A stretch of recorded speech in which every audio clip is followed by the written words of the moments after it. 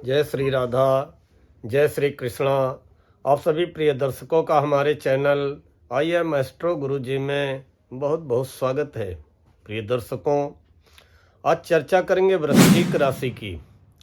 वृश्चिक राशि जिसे अंग्रेजी में कहते हैं स्कॉर्पियो, कि वृश्चिक राशि वालों, आइए जानते हैं कि होने वाला गुरु का राशि परिवर्तन आपकी राशि वृश्चिक के लिए कैसा रहेगा।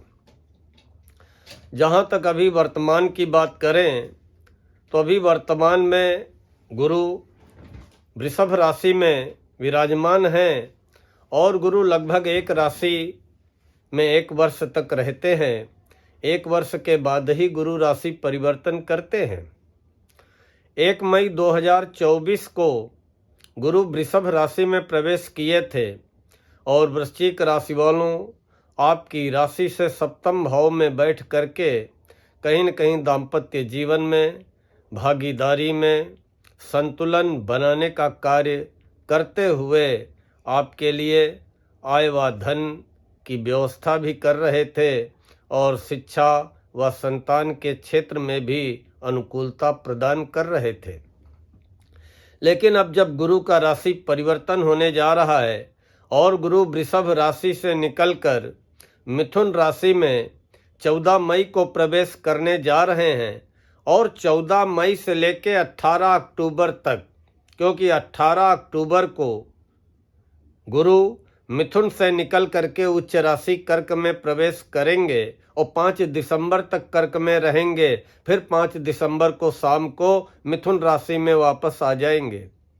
तो कर्क में तो जब पहुंचेंगे 18 दिसंबर से 18 अक्टूबर से 5 दिसंबर, वो तो वृश्चिक राशि वालों आपके भाग्य भाव में उच्च के गुरु होंगे। वो थोड़ा सा पीरियड आपके लिए बहुत अच्छा साबित होगा। लेकिन अभी जब गुरु 14 मई को राशि परिवर्तन करके मिथुन में प्रवेश करेंगे और 14 मई की रात से लेकर के 18 अक्टूबर तक ये 8वें गुरु आपके स्वास्थ्य को लेकर के बहुत अच्छे परिणाम देने वाले साबित नहीं होंगे। वृश्चिक राशि वालों, गोचर में गुरु दूसरे, 5वें, 7वें, 9वें, 11वें जब राशि से होते हैं तो बड़े अच्छे परिणाम देते हैं, लेकिन चौथे, 8वें, 12वें गुरु बहुत अच्छे परिणाम नहीं देते हैं। अब जब गुरु राशि परिवर्तन करके आपकी राशि से अष्टम भाव में हो जाएंगे तो 8वीं बृहस्पति स्वास्थ्य को लेकर के चिंतित अवश्य कर देती है। स्वास्थ्य को लेकर के कोई न कोई समस्या अवश्य खड़ी कर देती है। इसलिए वृश्चिक राशि वालों, जैसा कि आज के वीडियो के कवर पेज में आपने शीर्षक देखा होगा कि गुरु का राशि परिवर्तन, तो आपको क्या करना है, स्वास्थ्य को लेकर के सावधान रहना है। अपने खान पान का पूरा ध्यान रखना है, खान पान में नियंत्रण रखना है, अन्यथा पेट की समस्या से आप परेशान हो सकते हैं या पेट को लेकर के कोई नई दिक्कत पैदा हो सकती है। देखिए, जब गुरु राशि परिवर्तन करेंगे, क्योंकि गुरु वैसे भी आपकी चंद्र कुंडली में धन भाव के स्वामी हैं और संतान भाव के स्वामी हैं, अर्थात चंद्र कुंडली के दूसरे और 5वें घर के स्वामी हैं, और इनका अष्टम में पहुंचना बहुत अच्छा तो नहीं है। आइए पहले ये जानते हैं कि जब गुरु गोचर में राशि से 8वें होते हैं तो किन किन बातों को लेकर के सावधानी रखनी है। पहला तो हमने बताया कि 8वां घर स्वास्थ्य का, उम्र का होता है, गुप्त धन का होता है, गुप्त विद्या का होता है, आकस्मिक लाभ का होता है, पैतृक जमीन जायदाद संपत्ति का होता है। अब जब गुरु 8वें भाव में पहुंचेंगे तो निश्चित ही आपके स्वास्थ्य को गड़बड़ करने का कार्य करेंगे। और किसी की अगर लग्न कुंडली में गुरु अष्टम भाव में ही हुए, वो भी नीच राशि में हुए, तो फिर तो उनको अपने स्वास्थ्य व पेट की समस्या को लेकर के बहुत ही सतर्क रहने की आवश्यकता पड़ेगी। वैसे भी 8वें गुरु आपके स्वास्थ्य को गड़बड़ कर सकते हैं। पेट की कोई समस्या, गैस, कब्ज, एसिडिटी, कोई भी दिक्कत खड़ी कर सकते हैं या पाचन तंत्र को लेकर के कोई न कोई समस्या बनी रह सकती है। इसके अलावा आप अपने को बंधा बंधा महसूस करेंगे। जहाँ कहीं भी होंगे, नौकरी में हो, व्यापार में हो, घर में हो, आपको लगेगा कि मैं अपने को बंधा बंधा महसूस कर रहा हूँ। मैं स्वतंत्र होना चाहता हूँ। मैं स्वतंत्र वायुमंडल में बड़ी शांति से 2 पल की चैन की हवा लेना चाहता हूँ, लेकिन वो आपको नहीं मिलने वाला है। आप अपने को बंधा बंधा महसूस करेंगे, जैसे कि व्यक्ति बंधन में जकड़ा हो। चोरी का भय रहेगा।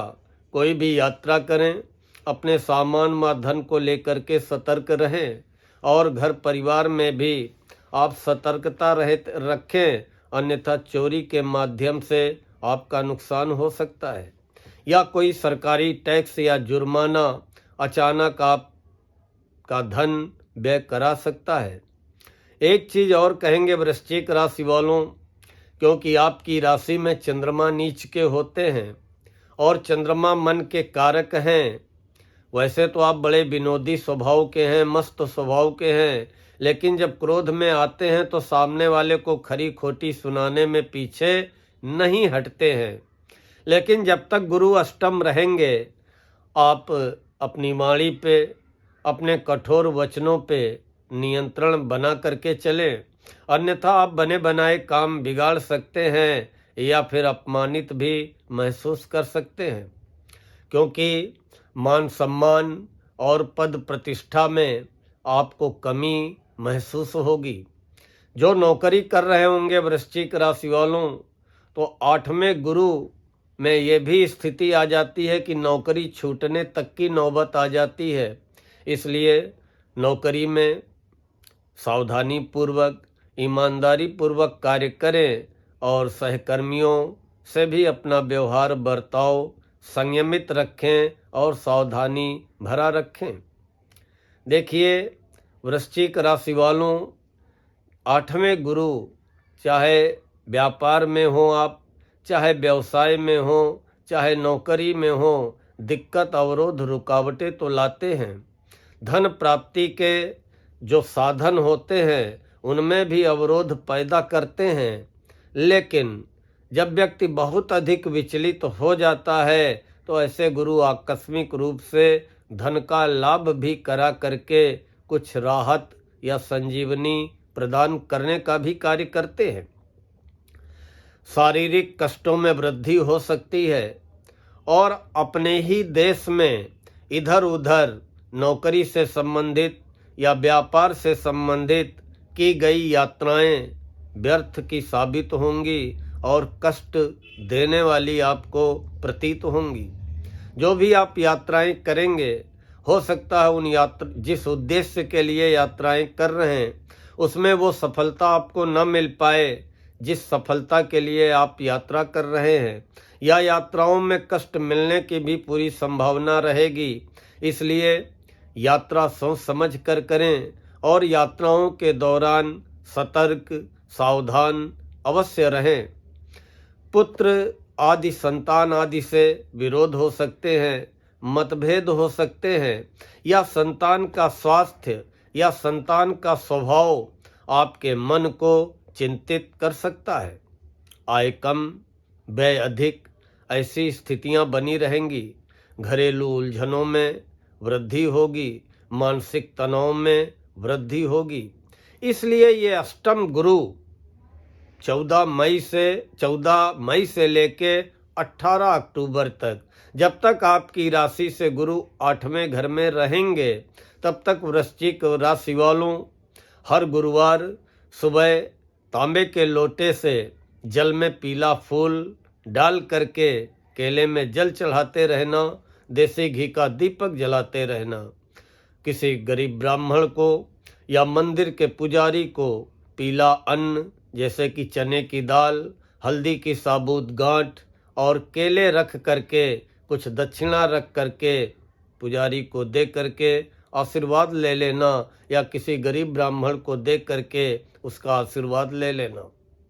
अपने मस्तक में केसर का और नाभि में केसर का या पीले चंदन का या शुद्ध हल्दी का टीका लगाते रहना हर गुरुवार को।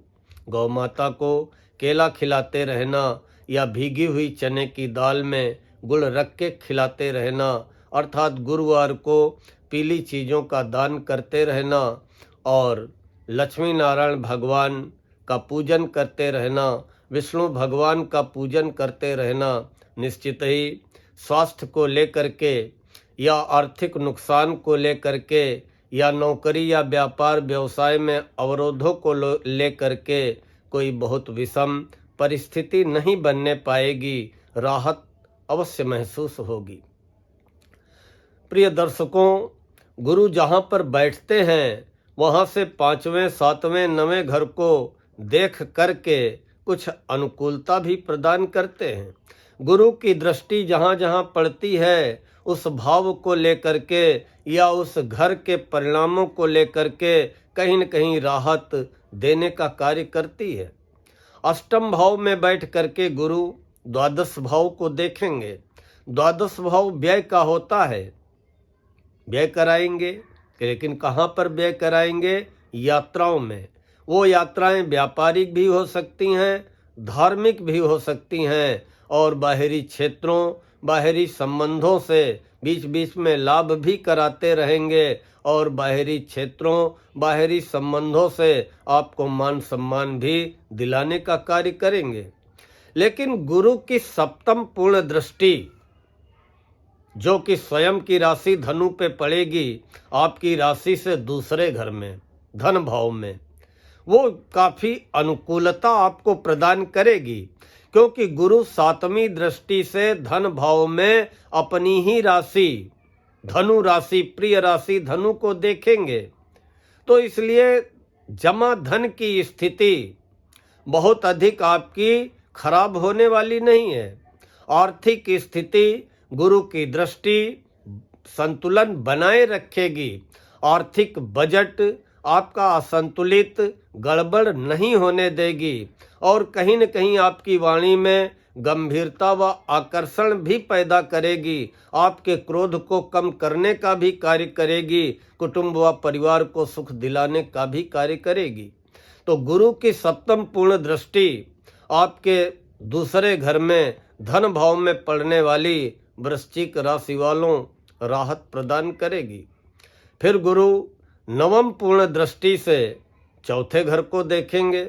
चौथा घर भूमि भवन वाहन सुखों का होता है। अगर भूमि भवन वाहन को लेकर के कोई दिक्कत आ रही है, आपका वाहन बार बार आपको जो है कष्ट दे रहा है, परेशान कर रहा है, खराब हो रहा है, मेंटेनेंस में खर्चा हो रहा है, या नया वाहन लेने में आगे बार बार रुकावटें आ रही हैं, या कोई ज़मीन जायदाद का जो है मामला चल रहा है, विवाद चल रहा है, तो उसमें गुरु की नवम पूर्ण दृष्टि राहत देने का कार्य करेगी। जमीन जायदाद के विवादों को हल कराने का कार्य करेगी। भूमि भवन वाहन को लेकर के जो समस्याएं आ रही हैं, उन समस्याओं में कमी लाने का प्रयास करेगी। गुरु की दृष्टियां तो कहीं न कहीं आपके बाहरी संबंधों को लेकर के, जमा धन को लेकर के, सुख साधनों को लेकर के अनुकूलता प्रदान करेंगी, लेकिन स्वास्थ्य को लेकर के आपको विशेष रूप से सावधान रहना है और अच्छे स्वास्थ्य की प्राप्ति के लिए बताए गए गुरुवार को आप उपाय करते रहें। निश्चित ही 8वीं बृहस्पति से भी आप आसानी से बाहर हो जाएंगे और 8वें गुरु के मिलने वाले अशुभ परिणामों से भी आप काफ़ी हद तक अपना बचाव कर लेंगे। वैसे जब 18 अक्टूबर को कर्क राशि में पहुँचेंगे तो वो भाग्य भाव में उच्च के गुरु होंगे और 9वें गुरु गोचर में बड़े अच्छे परिणाम देते हैं। तो फिर मैं कह रहा हूँ कि 18 अक्टूबर से 5 दिसंबर के मध्य वृश्चिक राशि वालों एकाएक आपका भाग्योदय भी होगा। एकाएक ऐसा काम गुरु की कृपा से बनेगा कि आप खुद आश्चर्यचकित रह जाएंगे। लेकिन अभी 14 मई से लेकर 18 अक्टूबर तक विशेष सावधानी रखनी है और खासकर स्वास्थ्य को लेकर के आपको विशेष रूप से सावधान रहना है। प्रिय दर्शकों, मुझे विश्वास है कि आप सभी को आज का ये वीडियो पसंद आया होगा। अगर पसंद आया हो तो लाइक व कमेंट करते हुए अपने इष्ट मित्रों को फॉरवर्ड अवश्य करें। और हमारे जिन प्रिय दर्शकों ने अभी तक चैनल को सब्सक्राइब न किया हो, कृपया हमारे चैनल IM एस्ट्रो गुरुजी को सब्सक्राइब कर लें, बेल आइकन दबा दें ताकि आगे आने वाले वीडियोज के नोटिफिकेशन आपको बराबर प्राप्त होते रहें। मिलते हैं शीघ्र अगले वीडियो में। तब तक के लिए माता रानी आपकी समस्त मनोकामनाएं पूर्ण करें। जय श्री राधा, जय श्री कृष्णा।